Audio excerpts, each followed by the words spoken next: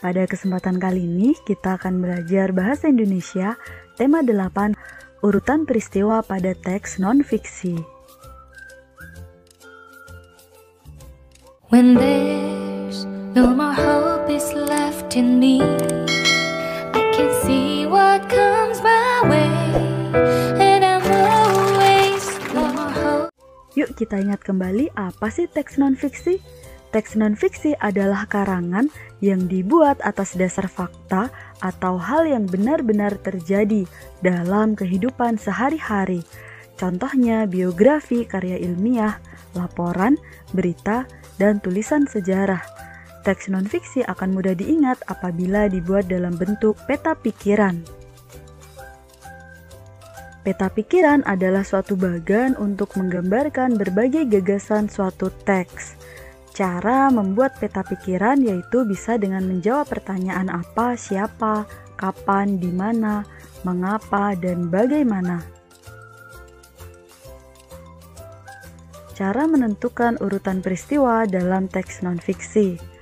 Membaca teks dengan seksama, mencermati tiap-tiap paragraf, memperhatikan waktu serta kejadian dan mencatat kejadian yang terjadi secara urut. Selanjutnya, bacalah teks berikut ini atau kalian dapat membuka buku tema 8 halaman 53 sampai 55. Kemudian, tulislah urutan peristiwa pada teks siklus air tanah. Bacalah teks dengan seksama. Cermati pada tiap-tiap paragraf.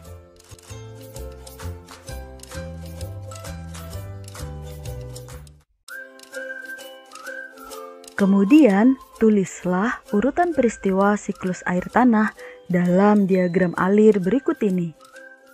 Peristiwa pertama, air bergerak ke udara meninggalkan tanah melalui penguapan, dan air turun lagi ke tanah dalam bentuk air hujan.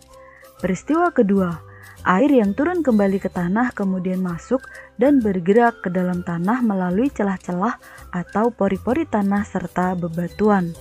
Peristiwa ketiga, tumbuhan berfungsi menyerap air yang masuk ke tanah melalui akarnya dan akhirnya menjadi air cadangan atau sumber air. Nah, itulah urutan peristiwa pada bacaan siklus air tanah. Dengan cara yang sama, kalian juga dapat menjawab sejumlah pertanyaan yang jawabannya ada dalam sebuah teks non-fiksi.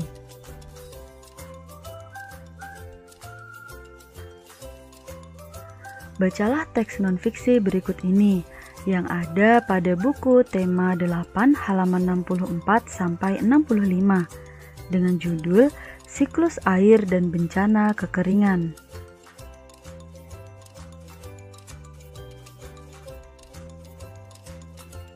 Setelah kalian membaca dengan seksama, mencermati masing-masing paragraf, kalian dapat menjawab tiap-tiap pertanyaan tadi. Jawabannya ada dalam teks non-fiksi yang telah kalian baca.